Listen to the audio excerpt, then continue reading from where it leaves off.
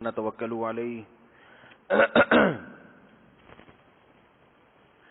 ونعوذ باللہ من شرور انفسنا ومن سیئات اعمالنا من يهده الله فلا مضل له ومن يضلل فلا هادي له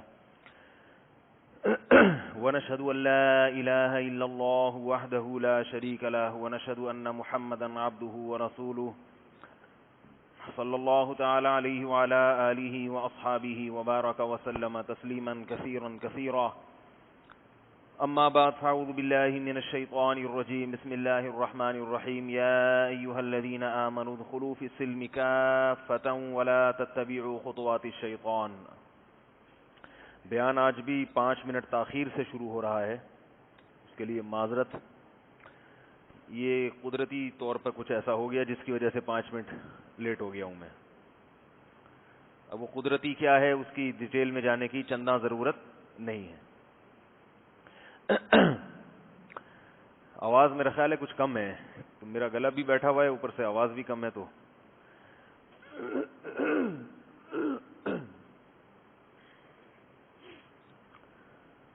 پچھلے کئی ہفتوں سے ایک موضوع پر بیان چل رہا ہے. جو لوگ نیٹ پر لائیو سنتے ہیں تو وہ پچھلے ہفتے کا بیان ریکارڈ نہیں ہو سکا، تو وہ میں پورا بیان تو ریپیٹ نہیں کروں گا کیونکہ جو لوگ موجود تھے وہ پھر پریشان ہوں گے. تو تھوڑا سا خلاصہ بیان کر دیتا ہوں کیونکہ یہ ایک ہی واقعہ کئی ہفتوں سے بیان ہو رہا ہے، تو وہ ترتیب جو ہے نا وہ خراب ہو جائے گی. اچھا، یہ جیب میں پرچہ پڑا ہے، مجھے پھر آپ دے دیجیے گا، میں بھول نہ جاؤں کہیں. یہ بیان ختم ہونے سے 10 منٹ پہلے آپ ان کو یاد دلا دیے گا، آپ بھی دونوں وہ بھی بھول جائیں. واقعہ بیان کر رہا تھا کہ بادشاہ کا جب انتقال ہونے لگا، جادوگر کا جب انتقال ہونے لگا تو اس نے ایک نوجوان کو جادو سکھایا، اور وہ نوجوان مسلمان ہو گیا. پھر اللہ نے اس کے ہاتھ پہ کرامات ظاہر کرنا شروع کر دیں. کوڑ کے مریض کے ہاتھ رکھتا تو اللہ اس کو شفا دے دیتا. تو اس سے اس کا اور زیادہ چرچا ہونا شروع ہو گیا. بادشاہ یہ سمجھا کہ یہ جادو میں بہت کمال تک پہنچ گیا ہے، یعنی اس کا جادو اب سر چڑھ کے بولنے لگا ہے. پہلے لکھا ہوتا تھا دیواروں پہ جادو وہ جو سر چڑھ کے بولے، بنگالی باوا کچھ اس طرح کر کے لکھا ہوتا تھا، بنگال کا جادو. تو بادشاہ یہ سمجھا کہ یہ بنگال کا جادو ہے اور اب یہ سر چڑھ کے بولنے لگا ہے، جبکہ اس کے ہاتھ پہ اللہ تعالیٰ کرامات ظاہر کرنے لگے تھے. بادشاہ نے قتل کرنے کی کوشش کی، ہر کوشش میں بادشاہ ناکام ہوا. تو اس نوجوان نے بادشاہ سے کہا کہ میں آپ کو اپنے آپ کو قتل کرنے کی کوشش، یعنی قتل کرنے کا طریقہ میں آپ کو خود بتاتا ہوں. میں آپ کو جو طریقہ بتاؤں گا آپ اس طریقے سے مجھے قتل کریں گے تو میں قتل ہو جاؤں گا. اب مجھے ایک بات بتائیے، کبھی کوئی کسی کو اپنے قتل کرنے کے طریقے خود بھی بتاتا ہے؟ آپ لوگ کے یہاں بتاتے ہیں شاید، ہیں بھائی؟ کبھی دنیا میں ایسا ہوا کہ کوئی کسی کو یہ بتا رہا ہو کہ مجھے مارو، میں اس طرح سے مروں گا، اس طرح سے نہیں مروں گا، میں بڑا ڈھیٹ ہوں، اس طریقے سے نہیں مرتا؟ بھائی بادشاہ نے جب اس نوجوان کو قتل کرنے کے تمام حربے استعمال کیے اور تمام حربوں میں وہ بادشاہ ناکام ہو گیا، تو نوجوان بادشاہ سے کہہ رہا ہے کہ تم اگر مجھے قتل کرنا چاہتے ہو تو طریقہ میں بتاتا ہوں، اس طریقے سے مارو گے تو میں مر جاؤں گا. تو میں آپ حضرات سے سوال پوچھ رہا ہوں کہ بھلا دنیا میں کبھی ایسا ہوتا ہے کہ کوئی شخص اپنے آپ کو قتل کرنے کا طریقہ دوسرے کو خود سکھا رہا ہو؟ ہاں، جن کا خودکشی کا پروگرام ہو وہ بتاتے ہیں. خودکشی کا ارادہ ہو. وہ بتاتے ہیں کہ ایسے مارو مجھے. اکثر وہ بھی بتاتے نہیں ہیں, خود ہی کر لیتے ہیں. بتانے کی کیا ضرورت ہے؟ بھائی آپ کے پاس کوئی آئے اور کہے کہ میں مرنا چاہتا ہوں, آپ مجھے یوں کر کے مار دو, تو آپ مارو گے؟ آپ بولو گے یہ آفت میں اپنے گلے کیوں ڈالوں بھائی؟ کیا خیال ہے؟ ابھی تو روزہ شروع نہیں ہوا, آپ لوگوں کو لگنا شروع ہو گیا. ابھی رمضان میں ایک ہفتہ باقی ہے. ہفتے کا یا اتوار کا روزہ ہے؟ پھر ہے بھائی, ہفتہ یا اتوار کا روزہ ہے. اور جامعۃ الرشید والوں نے کہا ہے کہ اتوار کا چانس ہے, میرا خیال ہے شاید انہوں نے ایسے کہا ہے. تو ابھی باقی ہے, تھوڑا سا توانائی جمع کریں آپ لوگ. تو مجھے یہ بتائیے کہ بادشاہ دنیا میں کوئی چاہتا ہے کہ مجھے قتل کرو اور اس طریقے سے مارو؟ خودکشی کرنے والے کرتے ہیں یہ کام. خودکشی کرنے والے وہ یہ کرتے ہیں کہ طریقے بتاتے ہیں, ویب سائٹس میں طریقے سکھائے جاتے ہیں خودکشی کرنے کے. ایسی ویب سائٹس ہیں دنیا میں. لیکن یہ نوجوان تو خودکشی کرنے کا ارادہ نہیں رکھتا. یہ چاہ رہا تھا کہ بادشاہ اللہ کا نام لے کر مجھے مارے گا تو دنیا دیکھ لے گی کہ بادشاہ نے تمام حربے استعمال کر لیے, ناکام ہو گیا. مگر جب بادشاہ اس نوجوان کے رب کا نام لے کر کام کر رہا ہے تو کام ہو رہا ہے. اس سے لوگ متاثر ہو جائیں گے اور لوگوں کو یقین آ جائے گا کہ اس نوجوان کا جو رب ہے وہ سچا ہے اور بادشاہ خدا نہیں ہے, بادشاہ معبود نہیں ہے. تو لوگ ایمان لے آئیں گے. تو لوگوں کو ایمان پر لانے کے لیے نوجوان اپنی جان کی قربانی دے رہا ہے. بات آ گئی سمجھ میں کہ نہیں آئی؟ یہ نوجوان کیا کرنا چاہ رہا ہے؟ اپنی جان کو قربان کر رہا ہے تاکہ لوگ ایمان لے آئیں. اور اس کے لیے اس نے طریقہ یہ استعمال کیا کہ پوری عوام کو اکٹھا کیا جائے. یعنی بادشاہ کو طریقہ بتا رہا ہے کہ بند کمرے میں قتل مت کرو, اس لیے کہ بند کمرے میں جب مارا جائے گا تو خبر جو لیک آؤٹ ہوگی اس میں غلطی بھی ہو سکتی ہے. بادشاہ اللہ کا نام لے کے مارے گا مگر بعد میں کیا کہے گا کہ میں نے اللہ کا نام نہیں لیا. بند کمرے میں کیا ہو رہا ہے یہ تو کسی کو نہیں پتا ہوتا نا. خبر متواتر وہ غلط نہیں ہو سکتی. متواتر خبریں کبھی بھی غلط, یہ خوب یاد رکھو, ایک اہم مسئلہ ہے یہ. بہت سارے مسائل اس سے حل ہوتے ہیں. یہ جو ہم کسی کو خبر دیتے ہیں نا, خبر یہ سچی بھی ہو سکتی ہے اور جھوٹی بھی. کیا خیال ہے؟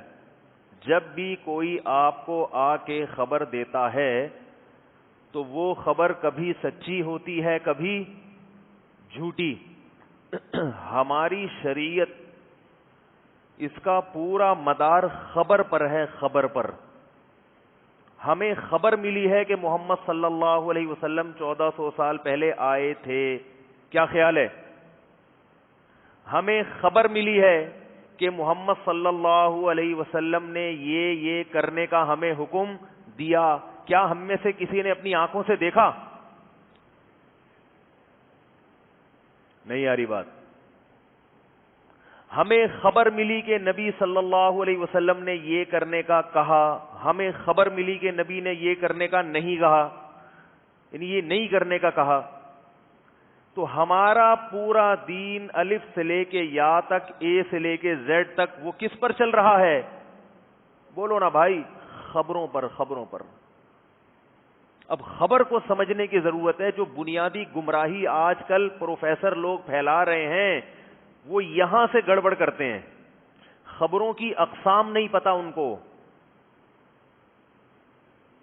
اسی سے سارے فرقے پیدا ہو رہے ہیں. بہت اہم مضمون ہے جو اس وقت اللہ نے دل میں ڈال دیا, اور اس کی بنیاد کہاں سے نکلتی ہے کہ اس نوجوان نے یہ کیوں کہا کہ کھلے عام بھرے مجمع میں مجھے قتل کیا جائے اللہ کا نام لے کے, بند کمرے میں نہیں.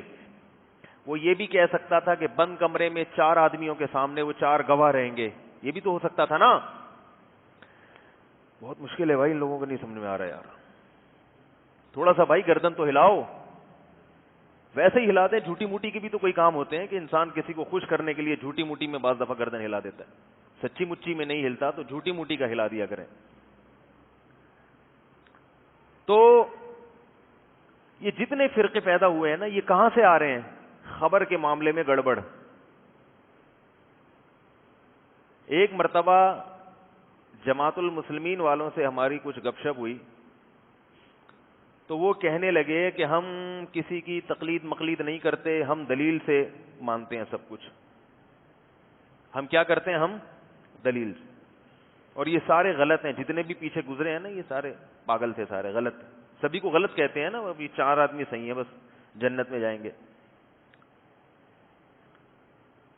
تو میں نے کہا کیوں؟ کہہ رہے ہیں بھائی قرآن میں جو لکھا ہے بس اس کو فالو کیا کرو.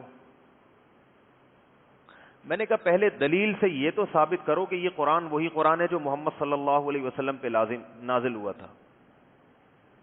اس کی کیا دلیل ہے؟ وہ مجھے بار بار یہ تانا دے رہے تھے کہ آپ لوگ اپنے باپ دادا پہ چلتے ہو, باپ دادا, قرآن پہ نہیں چلتے.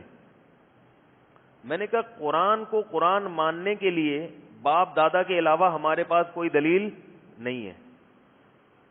تو ہمارے سارے باپ دادا, جو روحانی باپ دادا مراد ہیں, جسمانی نہیں, روحانی علماء. میں نے کہا یہ جو الحمد سے لے کے والناس تک قرآن آپ کے سامنے موجود ہے, اس کو دلیل سے ثابت کرو کہ یہ وہی قرآن ہے جو محمد صلی اللہ علیہ وسلم پر نازل ہوا تھا. تو کہنے لگے توبہ توبہ استغفر اللہ, کیا اس میں کوئی شک ہے؟ یہ تو وہی قرآن ہے جو اللہ نے نازل کیا, بھائی اس میں تو کوئی شک ہے کیا؟ میں نے کہا مجھے شک نہیں ہے, میں دلیل مانگ رہا ہوں. میرے پاس تو اس کے برحق ہونے کی دلیل ہے, وہ تو میں جب بتاؤں گا جب آپ یہ مانو گے کہ آپ کے پاس دلیل نہیں ہے. آپ پہلے یہ ثابت کرو کہ یہ وہی قرآن ہے جو محمد صلی اللہ علیہ وسلم پر نازل ہوا تھا, اس کو دلیل سے ثابت کرو. تو وہ کہنے لگے قرآن میں ہے انا نحن نزلنا الذکر وانا لہ لحافظون, ہم نے اس قرآن کو نازل کیا اور ہم ہی اس کی حفاظت کریں گے. یعنی اس میں تحریف نہیں ہو سکتی, لہذا یہ وہی ہے. میں نے کہا اس قرآن کو پہلے یہ ثابت کرو کہ اللہ کا کلام ہے جو نبی پہ نازل ہوا اور یہ وہی ہے, اس کے بعد اس آیت کا اللہ کی طرف سے ہونا ثابت ہوگا جو آپ نے آیت پڑھی ہے. نہیں آ رہی میرا خیال ہے بات. میں نے کہا ایسا تو کوئی بھی کتاب لکھے اور اس کے اندر لکھ دے کہ ہم نے اس کو نازل کیا اور ہم ہی اس کی حفاظت کریں گے, تو وہ بھی اس کے برحق ہونے کی دلیل کیا دے گا اپنی کتاب کے برحق ہونے کی؟ کہے گا لکھا ہوا ہے اس میں انا نحن نزلنا الذکر وانا لہ لحافظون. یہ تو ثابت ہو کہ یہ اللہ نے نازل کی ہے یہ والی آیت, کہ ہم نے اس کو نازل کیا اور ہم اس کی حفاظت کریں گے. تو یہ تو جب ہی ثابت ہوگی نا جب پورا قرآن اللہ کی طرف سے ہونا ثابت ہو جائے. تو یہ نبی پہ جو نازل ہوا تھا وہی والا ہے یا نبی پہ کوئی اور نازل ہوا تھا, درمیان میں گڑبڑ کر کے ہم تک کسی نے کوئی اور پہنچا دیا ہو اور اس میں یہ آیت بھی ڈال دی ہو, اور اس میں یہ آیت بھی ڈال دی ہے اس نے اپنی طرف سے تاکہ لوگ اس پہ یقین کر لیں. اب ان لوگوں کی علمی سوچ اور علمی سطح اور مینٹل اپروچ کو آپ سمجھنے کی کوشش کریں کہ جو ہمیں امام ابو حنیفہ اور امام شافعی جیسے مجتہدین سے ہٹاتے ہیں, مگر ان کے اندر کسی کی دعوے کو سمجھنے کی صلاحیت نہیں ہے. اس دعوے کو سمجھ کے اس کی دلیل کو سمجھنا پھر اس کا جواب دینا یہ بات کا اسٹیپ ہے.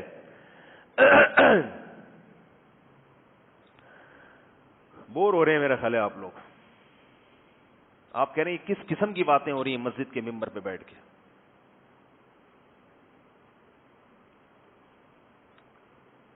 بھائی گمراہی بہت پھیل رہی ہے تو ہم گمراہی کو گچی سے پکڑتے ہیں, گچی سے. میری کوشش ہوتی ہے کہ گمراہی کو کہاں سے پکڑوں؟ گچی سے پکڑوں. اس کی گچی سے جب پکڑ لیا تو ہل نہیں سکتا بندہ. لوگ فروعی مسائل میں بحث کرتے ہیں، پہلے بنیادیں تو، اصول اور بنیادیں تو طے کرو پہلے. تو میں نے کہا کہ پہلے یہ ثابت کریں کہ یہ قرآن وہی قرآن ہے جو محمد صلی اللہ علیہ وسلم پہ نازل ہوا. اگر کوئی آپ کے پاس آ کے کہتا ہے کہ یہ وہ نہیں ہے، معاذ اللہ وہ تبدیل ہو گیا، یہ دوسرا ہے، تو آپ کیسے ثابت کرو گے؟ کہتے ہیں لا ریب فیہ، اس کے شروع میں لکھا ہوا ہے کہ ذالک الکتاب لا ریب فیہ، یہ کتاب ہے جس میں کوئی شک نہیں ہے. میں نے کہا ٹھیک ہے، پھر تاج کمپنی والوں سے کہو ایک کتاب چھاپیں، اس کے شروع میں بھی لکھ دیں لا ریب فیہ. یعنی جس کتاب میں بھی لا ریب فیہ لکھا ہوا ہے، اس کا مطلب ہے اس میں کوئی شک ہو ہی نہیں سکتا. کیا خیال ہے بھائی؟ اور جس آدمی کا نام لا ریب ہے، لا ریب ہوتا ہے نا نام لا ریب، یہ لا ریب کا مطلب اس پہ تو کوئی شک و شبہ ہے ہی نہیں. اس کو تو نہ ڈی این اے ٹیسٹ کی ضرورت ہے، نہ شناختی کارڈ کی ضرورت، اس کا تو نام ہی لا ریب خان، یعنی اس میں کوئی شک ہی نہیں ہے کہ اپنے ابا کا ہے. یہ تو ضرورت ہی نہیں ہے بھائی، شک ہی نہیں ہے، کوئی ضرورت ہی نہیں، نام لا ریب. تو وہ بار بار نا ادھر ادھر دائیں بائیں پھر رہے تھے، کہہ رہے اس کا کیا مطلب، آپ کہنا کیا چاہتے ہیں؟ میں نے کہا میں یہ کہنا چاہتا ہوں کہ آپ جو بار بار دلیل دلیل دلیل دلیل دلیل کی طوطے کی طرح رٹ لگا رہے ہو کہ ہر مسئلے پر آپ کو دلیل چاہیے، تو میں پوچھ رہا ہوں کہ دلیل تو قرآن و سنت سے ہوتی ہے نا، تو پہلے تو دلیل اس پہ ہو کہ یہ وہی قرآن ہے جو محمد صلی اللہ علیہ وسلم پہ نازل ہوا تھا. دلیل کی جب بات ہے تو تقلید کو پھر ہٹاؤ درمیان سے. نہیں آ رہی بات؟ پھر تقلید کہیں بھی نہیں چلے گی. رفع الیدین کرنے نہ کرنے میں تو تقلید شرک ہے، قرآن کو قرآن ماننے میں تقلید شرک نہیں ہے. واہ بھائی واہ، ایک کوئی غلط تو نہیں نہ ہوئی. یعنی تقلید جو ہے وہ شرک بن رہی ہے آمین کہنے نہ کہنے جیسے چھوٹے چھوٹے مسائل میں. قرآن کو قرآن ماننے میں، بخاری کو بخاری ماننے میں تقلید یہ شرک نہیں ہے. خیر وہ کہاں آتے پکڑائی میں؟ ان لوگوں کی عادت ہوتی ہے کہ جب یہ پھنستے ہیں تو کھانا لگا دیتے ہیں. یاد رکھو کھانا کھائیں کیا فضول بحث شروع. تو میں نے ان کو پھر سمجھایا، میں نے کہا آپ کو اس کا جواب نہیں آتا، آپ کو اس کا جواب نہیں آتا، آپ یہ بولیں. پھر وہ بار بار کہہ رہے تھے بخاری مسلم. میں نے کہا بخاری میں جو قرآن کی تلاوت ہے، والشمس وضحاها واللیل اذا یغشا والنہار اذا تجلی وما خلق الذکر والانثى، میں نے کہا یہ جو بخاری میں تلاوت ہے اس میں والذکر والانثى ہے، وما خلق الذکر والانثى نہیں ہے. تو یہ قرآن کا بخاری سے پہلے ثابت کرو. بخاری میں تو ہے کہ والذکر والانثى، یہ قرات یہ بھی ہے والذکر والانثى والی. اگر کوئی کل اٹھ کے کہتا ہے کہ معاذ اللہ کہ میں اس قرآن کو نہیں مانتا کیونکہ بخاری میں ایک تلاوت ہے والذکر والانثى، میں وما خلق الذکر والانثى کو نہیں مانتا چونکہ میں بخاری کو مانتا ہوں، تو آپ اسے کیا کہیں گے کہ بھئی قرآن کا درجہ پہلے ہے یا بخاری کا؟ بولو نا بھائی، قرآن کا. جب قرآن کا درجہ پہلے ہے تو قرآن کو ماننے کے لیے کیا دلیل ہے آپ کے پاس؟ اور قرآن کا درجہ یہاں اگر پہلے ہے تو اگر امام ابو حنیفہ نے اور مقام پہ بھی قرآن اور بخاری میں جہاں ٹکراؤ ہو رہا تھا وہاں قرآن کو اگر فوکس کر دیا، پھر امام ابو حنیفہ پہ الزام کیوں لگایا جاتا ہے بھائی؟ اور بھی کئی مسائل ایسے ہیں جہاں بخاری کی روایت قرآن سے ٹکرا رہی تھی تو امام ابو حنیفہ نے کس کو فالو کیا؟ قرآن کو، اور بخاری کا انکار نہیں کیا. بخاری کی روایت کا ایسا مفہوم بیان کیا کہ وہ قرآن کے مخالف نہیں رہی، اس میں تعویل کی ہے. جہالت کا دور ہے، جہالت کا. کوئی بھی نوجوان اٹھتا ہے، کوئی اس کے سامنے بخاری کی حدیث لا کے پیش کر دیتا ہے اور اسے ائمہ کرام کی اتباع سے ہٹا دیتا ہے. یہ ہو رہا ہے مارکیٹ میں آج کل. تو میں نے ان سے کہا کہ یہ ثابت کرو کہ یہ وہی قرآن ہے, تو ان کے بعد کیا بیچارے ادھر ادھر کی مارنے لگے. پھر میں نے کہا اچھا آپ بار بار بخاری کہہ رہے ہیں, بخاری کہہ رہے ہیں, ماشاءاللہ ہم بھی مانتے ہیں بخاری کو.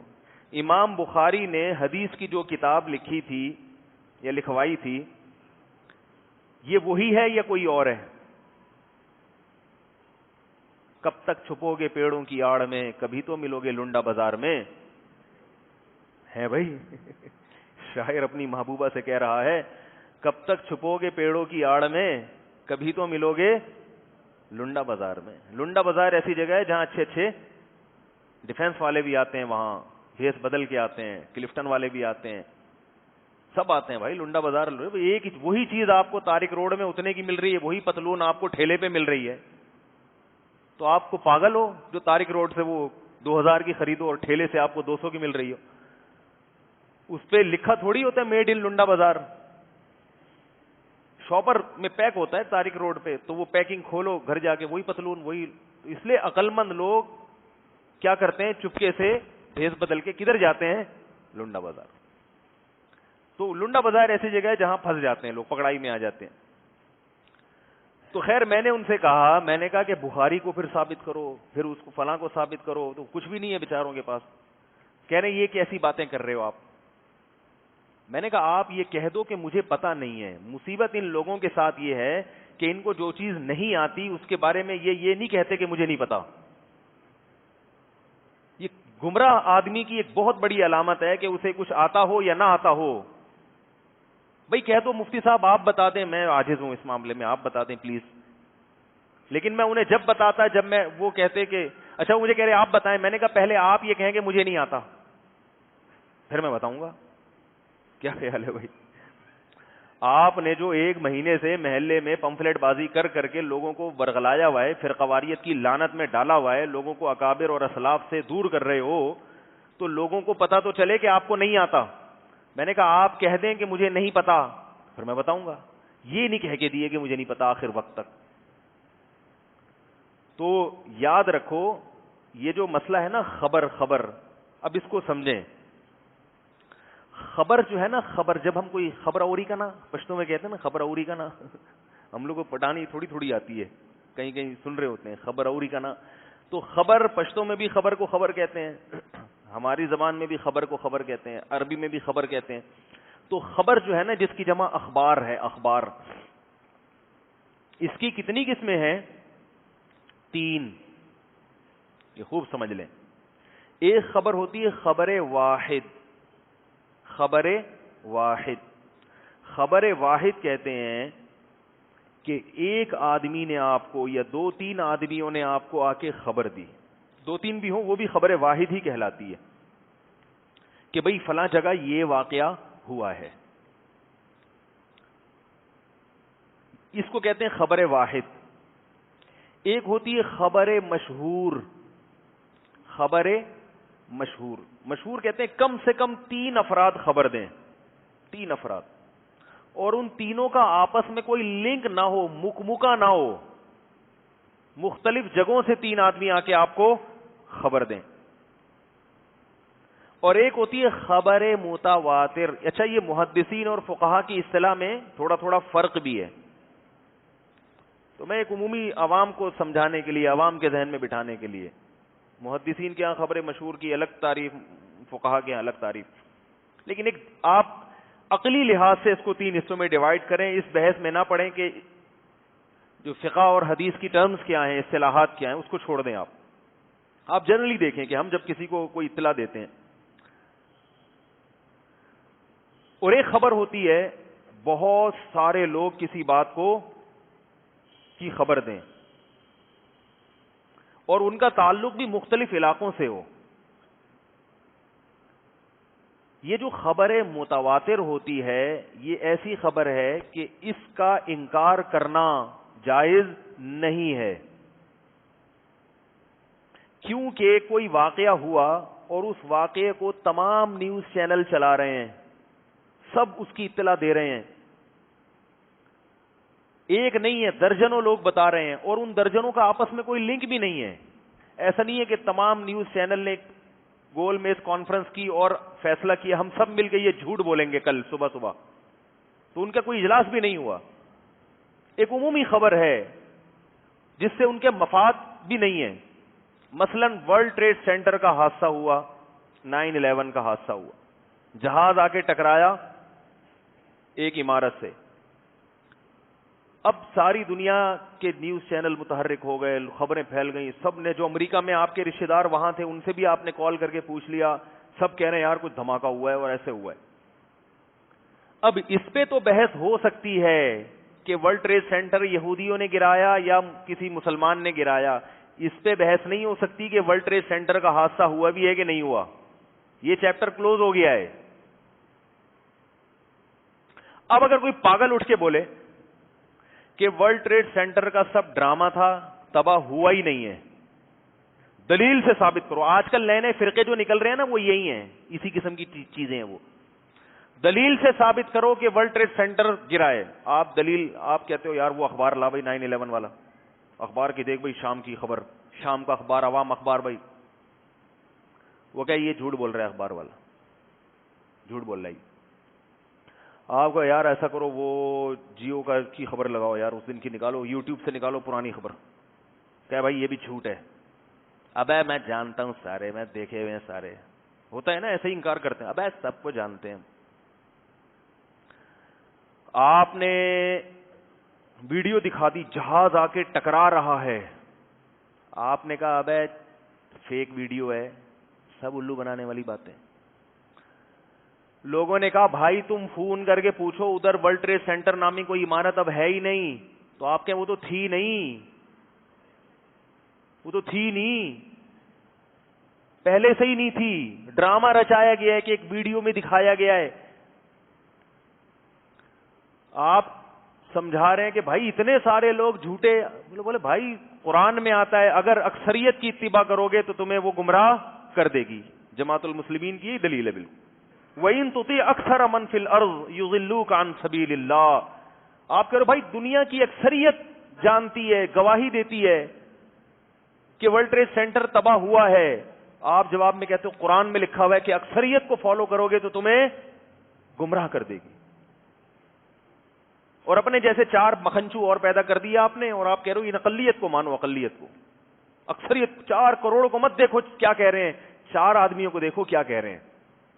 اب قرآن کی آیتیں اٹھا کے فٹ کرنا شروع کر دی وہاں پہ. ایسے آدمی کو دلیل سے سمجھانا ممکن ہے؟ اس کو یہی دلیل دی جائے گی کہ پھر تم یہ ثابت کرو, بات ذرا نامعقول سی ہے, کہ آپ نے جو شناختی کارڈ میں اپنے والد صاحب کا نام غفار بھائی لکھا ہوا ہے یہ واقعتاً غفار بھائی ہی ہیں. میرا خیال ہے دال میں کچھ کالا کالا ہے.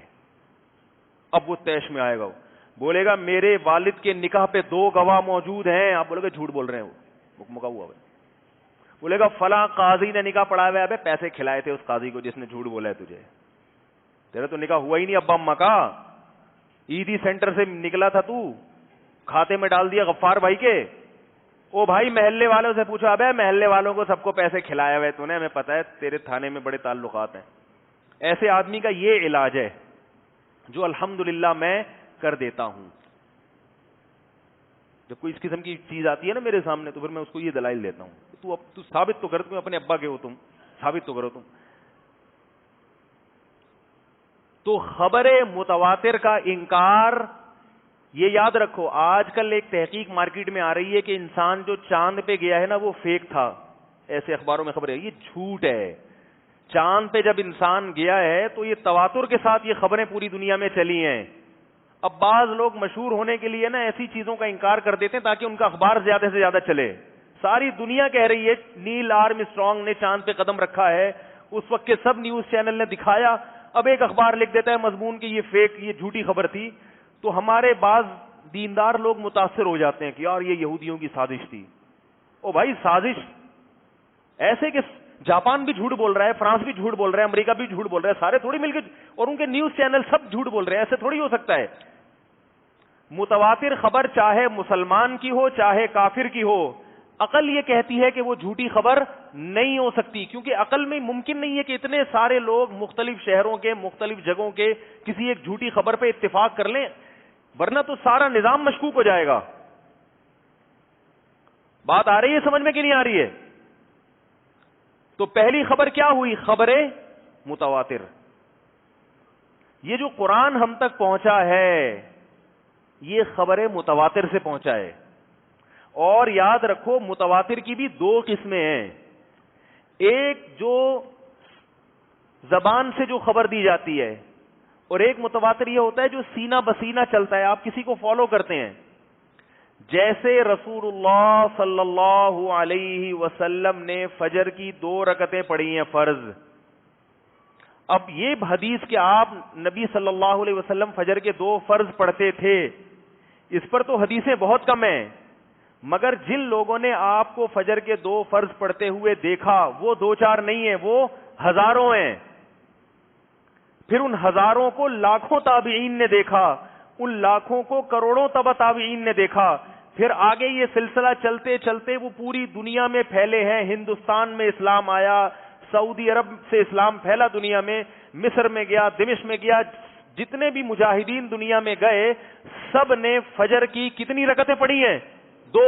حالانکہ اس وقت بخاری موجود نہیں تھی, اس وقت صحاح 6 نہیں لکھی گئی تھی.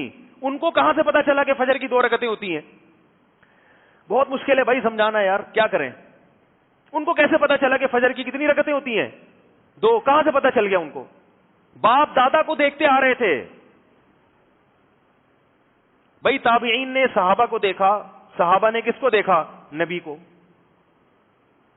اس کو کہتے ہیں تواتر عملی. عمل کو دیکھ دیکھ کے ایک خبر پوری دنیا میں پھیل گئی. اب اگر کوئی روایت, کوئی من گھڑت روایت لے کر آئے کہ فجر کی 2 نہیں ہے 3 ہے, تو آپ اس روایت کو اٹھا کے دیوار پہ مار دو گے. آپ بولو گے جب سے اسلام دنیا میں آیا ہے مسلمان فجر کے فرض کتنے پڑھتے آ رہے ہیں؟ 2.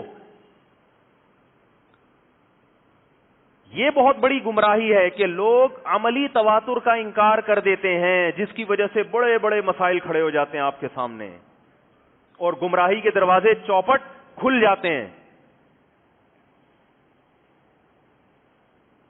جو بھی آپ سے کہے نا کہ ہر مسئلے پر حدیث دکھاؤ, تو آپ اس سے چند سوال پوچھیں. اس سے آپ یہ پوچھیں کہ امام جب زور سے تکبیر کہتا ہے اللہ اکبر, مقتدی آہستہ کہنا, مقتدیوں کو کیا چاہیے؟ آہستہ کہیں نا. اس پہ کوئی حدیث دکھاؤ. بھائی حدیث میں کیا آتا ہے؟ زور سے آمین زور سے اللہ اکبر کہیں, آہستہ کہیں. حدیث اس سے خاموش ہے. حدیث میں اتنا آتا ہے جب امام اللہ اکبر کہے تم بھی اللہ اکبر کہو, آہستہ کہو. اس کا حدیث میں کہیں ذکر نہیں ہے. ہم آہستہ کیوں کہتے ہیں؟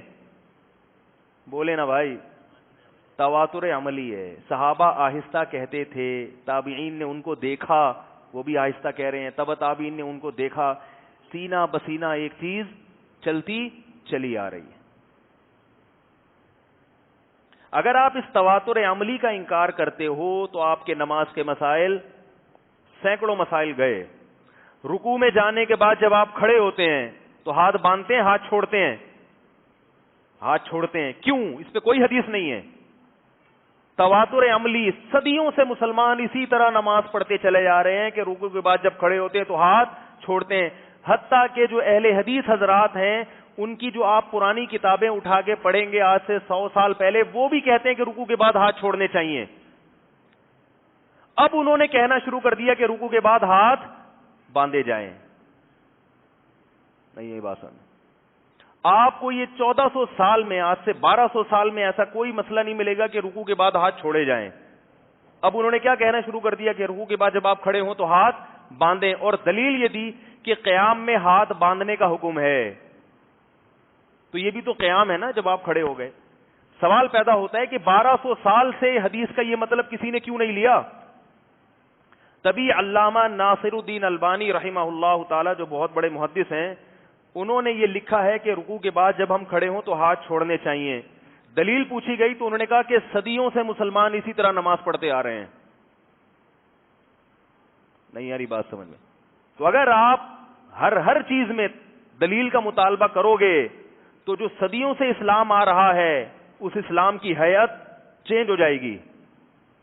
تو تواتر سے جو چیزیں چلی آ رہی ہیں آپ کو اس میں امت کو فالو کرنا پڑے گا. بات نہیں آ رہی سمجھ میں تو انگلش میں سمجھاؤں کیا یا فارسی میں سمجھاؤں بھائی؟ یہ جو 20 رکعت تراویح کا مسئلہ ہے، 20 رکعت تراویح،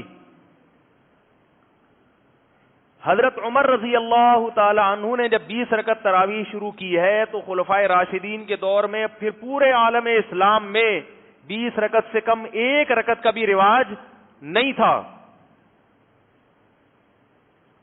کوئی ایک ضعیف روایت بھی نہیں ملتی کہ صحابہ اور تابعین کے دور میں کسی مسجد میں 8 رکعتیں تراویح ہوتی ہوں. صحابہ اور تابعین کے دور کی بات کر رہا ہوں. اور علامہ شامی رحمہ اللہ تعالی نے آج سے تقریباً 150 سال پہلے لکھا ہے کہ مشرق مغرب شمال جنوب حرم حجاز مکہ مدینہ، حجاز کی سرزمین میں مکہ مدینہ سعودیہ پورا آتا تھا، سب جگہ 20 رکعت تراویح ہوتی ہے. تو صدیوں سے کتنی چلتی آ رہی ہیں؟ کیوں؟ دلیل کیا ہے؟ دلیل فالو کرتے آ رہے ہیں ایک دوسرے کو سینہ بسینہ.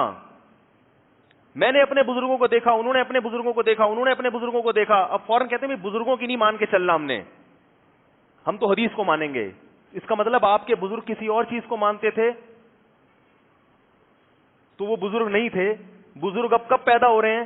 15ویں صدی میں پیدا ہو رہے ہیں بزرگ. 1400 سال سے مسلمانوں میں کوئی بزرگ پیدا ہوا ہی نہیں ہے. کوئی انگریز مسلمان ہوگا وہ کیا کہے گا؟ بولے گا تم تو 1200 سال سے تمہارے کوئی بزرگ ہی پیدا نہیں ہوا. جو عملی تواتر ہے نا، عملی تواتر وہ زیادہ اسٹرانگ ہوتا ہے خبر واحد سے، چاہے وہ بخاری کی حدیث ہو چاہے وہ مسلم کی حدیث ہو. عملی تواتر کی اہمیت زیادہ ہے بخاری اور مسلم کی حدیث سے. بات آ رہی ہے سمجھ میں؟ جو صدیوں سے فالو کرتے آ رہے ہیں لوگ آج حوالہ دیتے ہیں کہ مکہ اور مدینہ میں ہر جگہ 8 رکعت تراویح ہوتی ہے. آج ہوتی ہے، 100 سال پہلے نہیں ہوتی تھی. 100 سال پہلے کا مکہ اور مدینہ دیکھو تو پورے مکہ اور مدینہ میں 20 رکعت تراویح ہوتی تھی. نہیں آ رہی میرا خیال ہے بات سمجھ میں؟ پورے مکہ اور مدینہ میں، اور صدیوں سے ہوتی آ رہی ہے. امام شافعی رحمہ اللہ تعالی 80 ہجری کی پیدائش ہے، 2 صدی ہجری کے عالم. وہ کہتے ہیں میں مکہ میں سب کو میں نے 20 رکعتیں پڑھتے ہوئے پایا. تو اگر مکہ کو فالو کرنا ہے تو امام شافعی کے دور کا مکہ زیادہ بہتر تھا یا آج کا مکہ زیادہ بہتر ہے؟ بولتے کیوں نہیں بھائی؟ مکہ کو اگر فالو کرنا ہے آپ 8 پڑھیں، مگر یہ دلائل جو آپ دے رہے ہیں نا کہ میں فروعی مسائل میں غلو کا قائل نہیں ہوں، جو 8 پڑھ رہا ہے ٹھیک ہے، چلو نہ پڑھنے سے بہتر ہے 8 تو پڑھ رہے ہیں نا. لیکن میں کہتا ہوں کہ علماء کو بیوقوف سمجھنے کی کوشش مت کرو. امام ابو حنیفہ کو، امام شافعی کو، امام مالک کو، امام احمد بن حنبل کو، ان کو بیوقوف مت سمجھو. لوگ حدیث کا نام لے رہے ہیں لیکن طنز کس پہ ہو رہا ہے؟ ان بڑے بڑے ائمہ کرام پہ طنز ہو رہا ہے. ہمیں 20 اور 8 سے اتنا مسئلہ نہیں ہے. 8 پڑھ لیں 20 پڑھ لیں، جتنی سمجھ میں آتی ہے پڑھ لیں، اللہ توفیق دے آپ کو. لیکن ایسی باتیں مت کریں کہ امت کا اسلاف پر سے اعتماد ختم ہو جائے. امام ابو حنیفہ بھی 20 رکعت کے قائل، امام مالک بھی 20 کے بجائے 36 کے قائل ہے وہ، اور امام شافعی بھی 20 کے قائل، اور امام احمد بن حنبل بھی 20 کے قائل ہیں.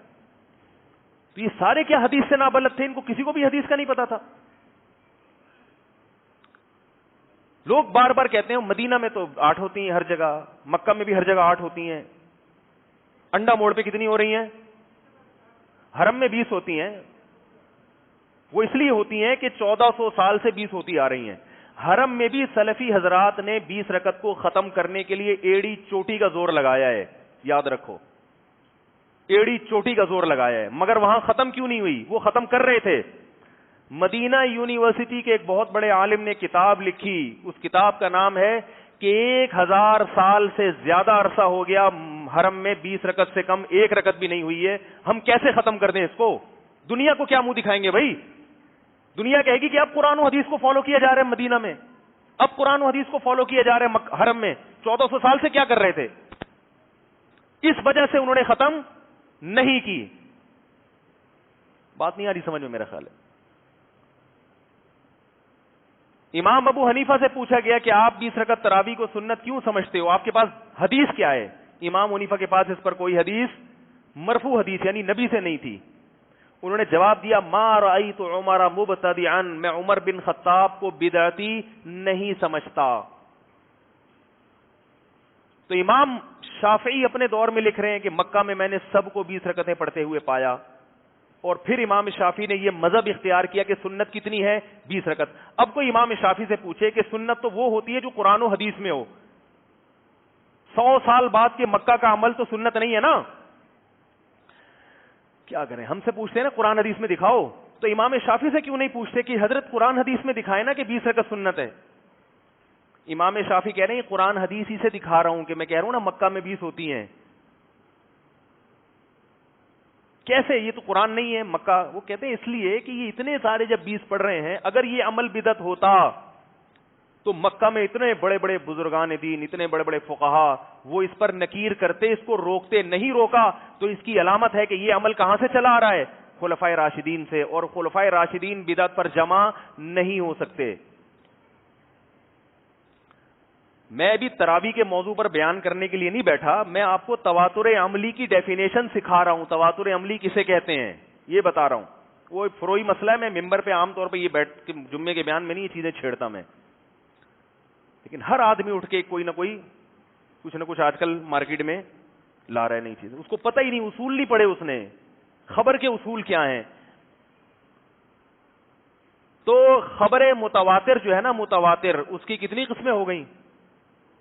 امام مالک جو 36 کے قائل تھے نا, وہ اس لیے کہ مدینہ میں وہ 16 رکعتیں پڑھتے تھے, اس لیے کہ مکہ میں عادت یہ تھی کہ ہر 4 رکعت پڑھنے کے بعد اہل مکہ طواف کرتے تھے. تو 20 رکعتوں میں درمیان میں کتنے طواف ہو گئے ہیں بھائی؟ 5 نہیں 4 طواف ہوں گے نا. تو ان 4 طواف کا ثواب حاصل کرنے کے لیے انہوں نے, ان کی رائے یہ تھی کہ ہم اتنی نمازیں زیادہ پڑھیں گے. لیکن جمہور کا مذہب یہ ہے کہ بھئی یہ کیونکہ حضرت عمر رضی اللہ تعالیٰ عنہ اور خلفائے راشدین سے چونکہ جو رکعتیں ثابت ہیں ان میں ہم اضافہ نہیں کریں گے. تو متواتر خبر جو ہوتی ہے اس کی کتنی قسمیں ہو گئیں؟ ایک قولی اور ایک عملی. اور یہ تواتر عملی ہو یا قولی ہو, قرآن کا قرآن ہونا بھی اسی سے ثابت ہے کہ نبی پر جو قرآن نازل ہوا, حضرت عثمان رضی اللہ تعالی عنہ کے دور میں الحمد سے لے کے والناس تک ایک خاص ترتیب سے اس کو جمع کیا گیا, بہت سارے صحابہ کی موجودگی میں.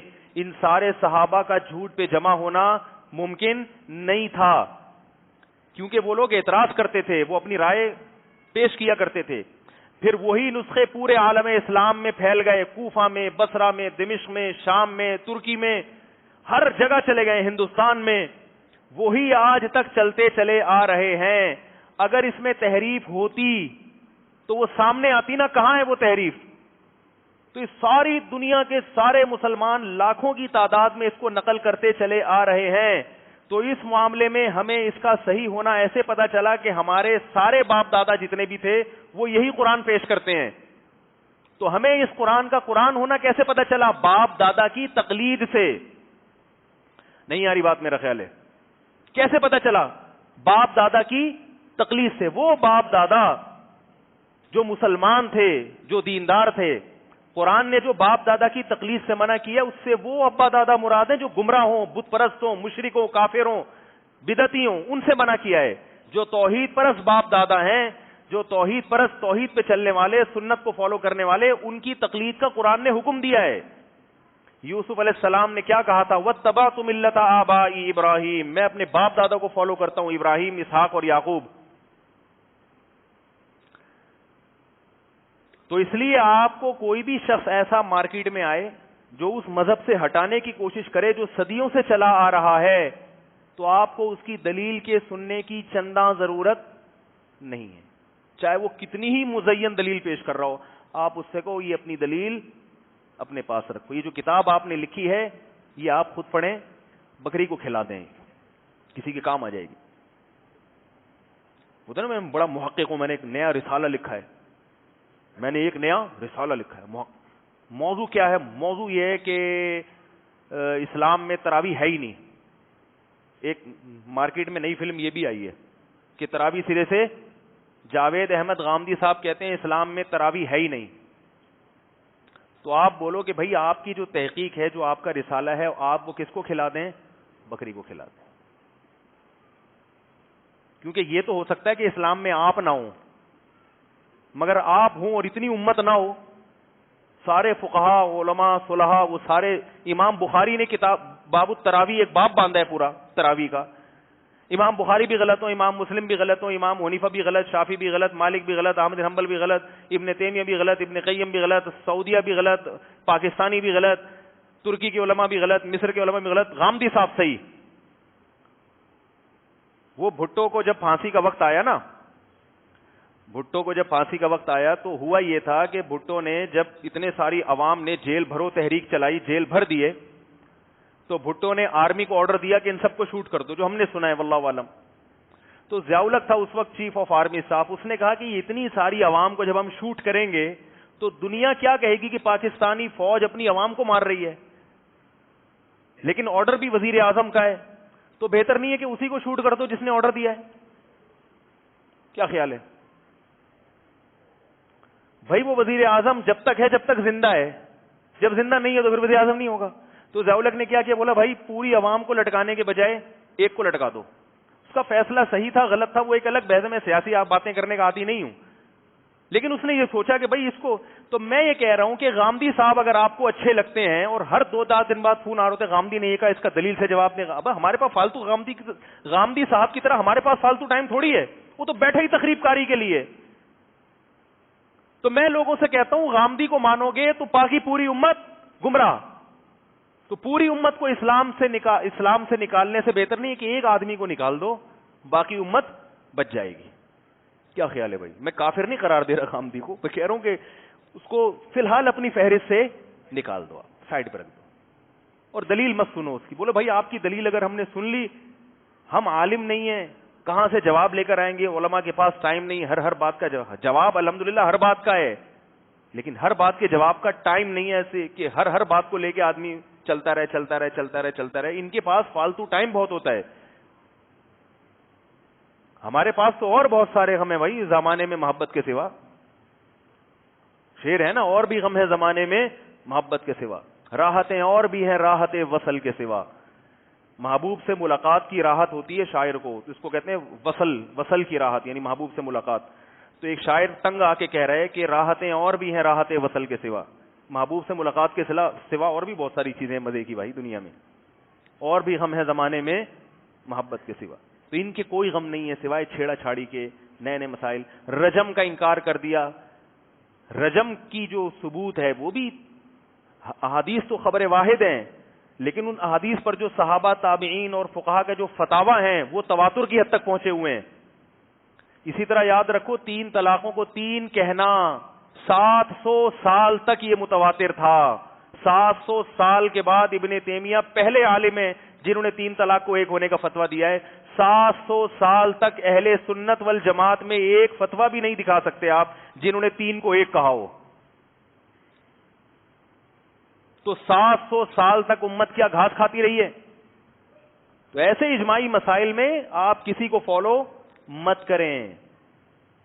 تو وہ خبر متواتر کا میں جلدی سے سمیٹ کے ختم کروں تو وہ ہوتی ہے خبر متواتر. اس کی 2 قسمیں ہو گئیں. بہت سارے نماز کے مسائل خبر متواتر سے حل ہوتے ہیں، قولی حدیثیں ہمارے پاس اس کی نہیں ہیں، خبر متواتر سے حل ہوتے ہیں وہ مسائل ہمارے، نماز کے بھی اور بھی بہت ساری چیزوں کے.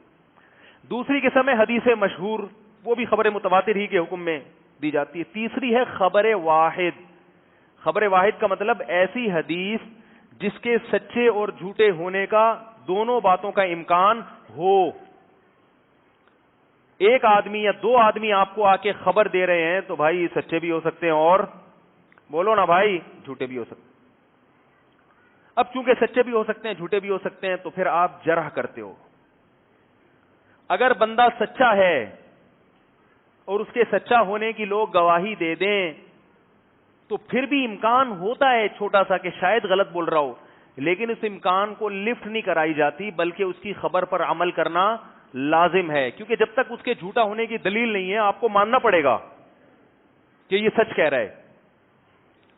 اور اگر وہ بیان کرنے والا سچا نہیں ہے تو پھر آپ اس کی، اگر حدیث بیان کر رہے ہیں تو اس کی خبر کو مسترد کر دیا جائے گا، کیونکہ حدیث کا معاملہ بہت اہم ہے. حدیث جو ہے وہ دین ہے. تو اسی سے فقہا نے حدیث کی قسمیں بتائیں، صحیح حدیث اور ضعیف حدیث. خبر متواتر کی کوئی قسم نہیں ہے، وہ صحیح ہی ہوتی ہے. خبر واحد کی دو قسمیں ہوتی ہیں، صحیح بھی اور بولو نا بھائی ضعیف بھی. اب جو لوگ یہ کہتے ہیں کہ ضعیف حدیث کو تو نہیں مانا جائے گا، یہ تو سب مانتے ہیں، لیکن جو صحیح حدیث ہے مانا تو جائے گا اس کو، لیکن اگر وہ خبر متواتر سے ٹکرا رہی ہو تو پھر کس کو لیں گے ہم؟ بولو نا بھائی،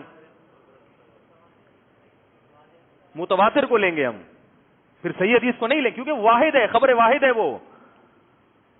تو جو لوگ یہ دعویٰ کرتے ہیں کہ جہاں بھی صحیح حدیث ملے ہم اس کو فالو کریں گے، یہ دعویٰ فقہا کا نہیں ہے، یہ دعویٰ غلط ہے. جہاں بھی صحیح حدیث ملے اس کو فالو کریں گے، بشرطے کہ متواتر سے نہ ٹکرا رہی ہو وہ. کیسے سمجھائیں بھائی؟ پولیس کو بلواؤ یار. تو پولیس ہی رہ گئی یہ جو سمجھائے گی. کیونکہ صحیح اور ضعیف حدیث یہ کس کی قسمیں ہیں؟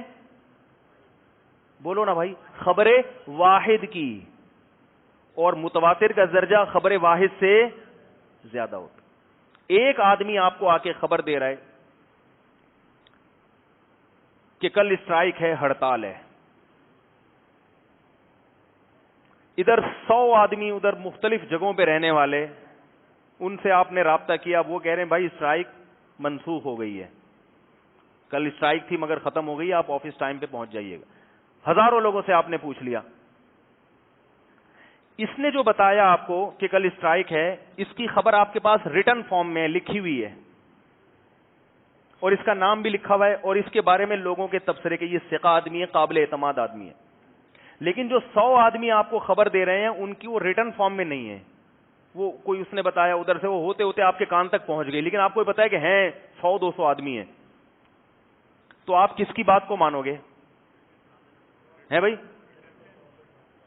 نہ جو 100 آدمی جو خبر دے رہے ہیں، یہ ریٹن فارم میں آنے سے یہ تھوڑی کہ 100 آدمیوں پہ اس کا پلہ بھاری ہو گیا.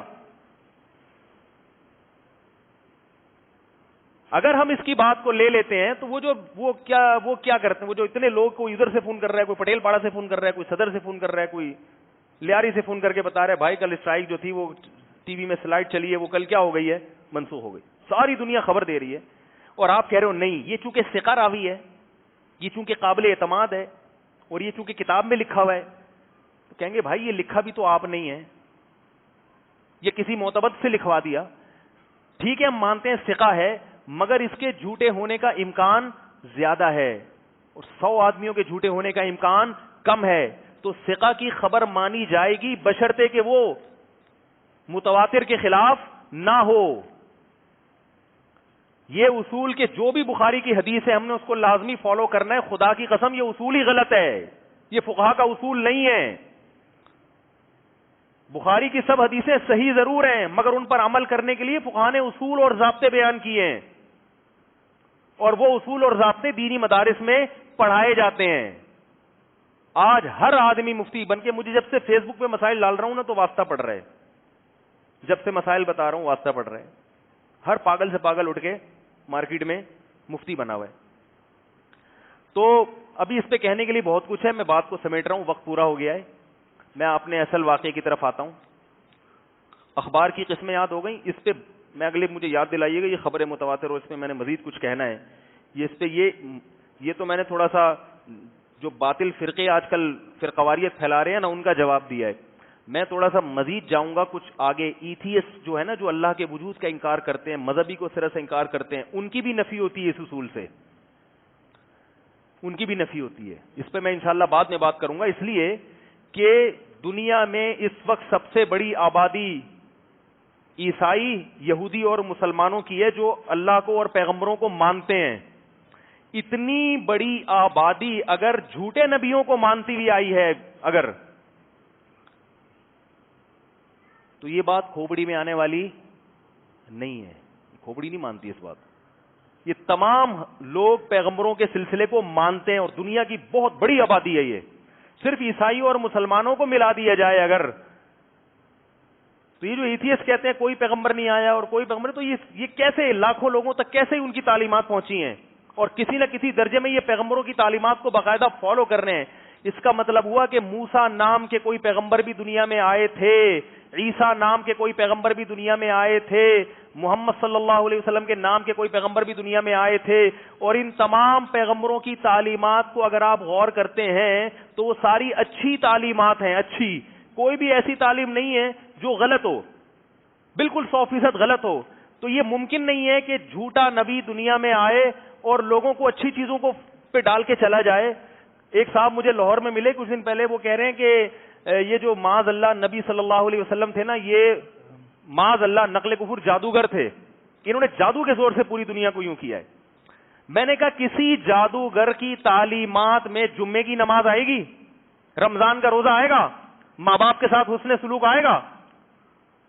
ساری دنیا میں مسلمان جمعے کی نماز پڑھتے ہیں, کیوں؟ کس نے حکم دیا؟ یہ محمد صلی اللہ علیہ وسلم نے. کیا عقل مانتی ہے کہ اس ساری دنیا کے مسلمان ایک جادوگر کو فالو کر کے جمعے کی نماز پڑھ رہے ہیں؟ یہ پاگل ہیں کیا؟ یہ کسی جادوگر کو ایسے فالو کیا جاتا ہے کہ ساری دنیا کے لوگ اکٹھے ہو جائیں, اس کے کہنے پر رمضان کے 1 مہینے کے روزے رکھ لیں, شام کو تراویح پڑھ لیں, تلاوت کر لیں, بوڑھے ماں باپ کو گھر میں رکھ کے ان کی خدمت کریں.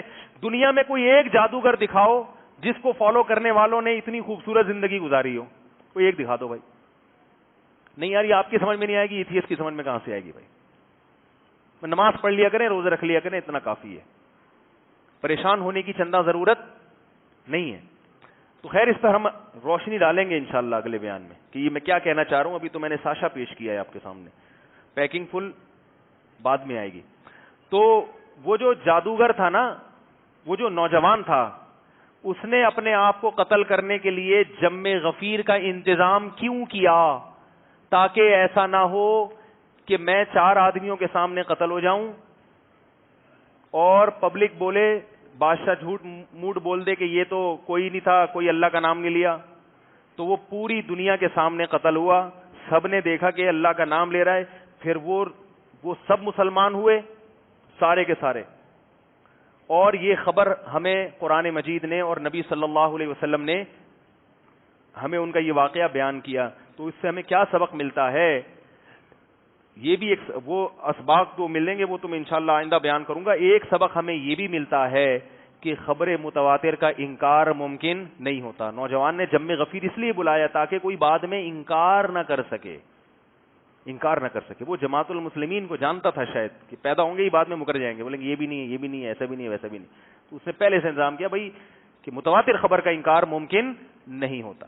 اللہ تعالیٰ سمجھنے کی عمل کی توفیق عطا فرمائے. ایک اعلان ہے, جمعے کی نماز کے بعد ہوگا, آپ لوگ ذرا سنیے گا, دل پہ ہاتھ رکھ کے, ٹھیک ہے نا؟ اعلان ہے, پولیس نہیں ہے کہیں بھی, اعلان بس ہوگا.